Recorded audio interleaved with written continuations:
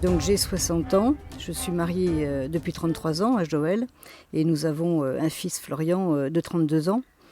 Donc je mets beaucoup de passion dans ma vie, dans tout ce que je fais. Je fais plusieurs choses. On me traite même quelquefois un peu d'être activiste multiforme. D'une part, j'ai une double formation, donc je suis anthropologue et je forme également en droit public et administratif les fonctionnaires au sein du Centre national de la fonction publique territoriale, ce qui fait déjà une bonne part de ma vie. Par ailleurs, je suis représentante au niveau de la France d'une ONG internationale de protection animale, notamment pour la faune sauvage en Asie. Et enfin, je suis conseillère municipale d'opposition à la Roque d'Enterron. Voilà, alors ça me faisait déjà beaucoup de choses, mais je me suis trouvé encore une autre passion et une autre activité en me présentant pour la France Insoumise aux législatives dans la 15e circonscription des Bouches-du-Rhône.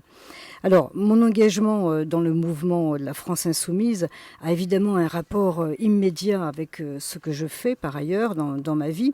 Quand j'ai par exemple découvert le droit assez tardivement, je me suis vraiment insurgée contre l'écart qui existe entre les richesses des textes juridiques, l'application qui est réellement faite et toutes les distorsions opérées par les hommes politiques pour éviter d'appliquer ce qui leur déplaît.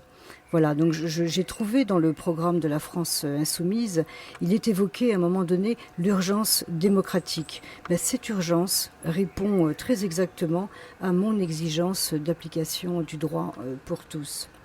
Alors un autre exemple, bon, je suis très engagée dans la protection animale, dans l'environnement également, parce qu'il m'est absolument insupportable, comme à beaucoup d'individus, de laisser souffrir des animaux qui n'ont d'autre protection que la nôtre. Je refuse de choisir entre défendre l'être humain, l'animal. Mon cœur est évidemment là où le vivant peut souffrir.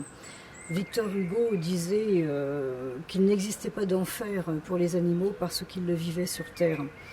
Bon, ben voilà, c'est exactement ce que je pense et ce que je constate au quotidien à tous les niveaux, et notamment dans l'industrialisation à outrance de l'être vivant, de l'animal, hein, tout simplement. Je prends pour exemple la ferme des 1000 vaches, où c'est absolument insupportable de pouvoir considérer comme une chose cet animal, mais également dans tous les élevages porcins, les élevages de poules, etc., etc. Voilà, là je vois, là encore, dans le programme de la France Insoumise, une sorte de fin à cet enfer qu'on a pas. C'est pas tout le monde qui a mis ça en place, hein, c'est pour l'industrialisation, c'est pour la rentabilité, voilà, et ça entraîne des souffrances inimaginables à ces animaux.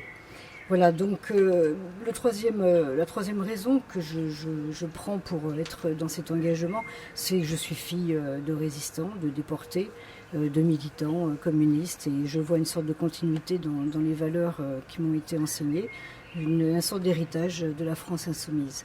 Voilà, alors ce que je compte porter à l'Assemblée nationale, si j'ai le bonheur et l'honneur d'être élu, ben c'est toutes ces valeurs d'humanisme, mais également beaucoup de concret. Voilà, moi je suis vraiment pour qu'on réintroduise de la citoyenneté dans toutes les structures publiques, que ce soit la Chambre de commerce, la Chambre d'agriculture, l'ONF, la sécurité sociale, etc. Voilà, là il nous manque la parole des citoyens. Et même avec une représentation très directe, donc avec une participation totalement paritaire à ces organismes.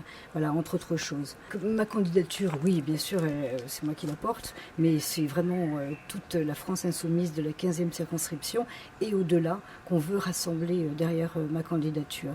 Toutes les personnes qui se sont laissées tenter à raison par ce programme et par la voix très forte de Jean-Luc Mélenchon, moi je vous invite à venir nous rejoindre, à continuer aux législatives, ne serait-ce que pour contrebalancer un tout-puissant Macron qui va, je pense, probablement se révéler très très vite comme un financier et comme quelqu'un de dangereux pour notre démocratie et évidemment pour nos droits.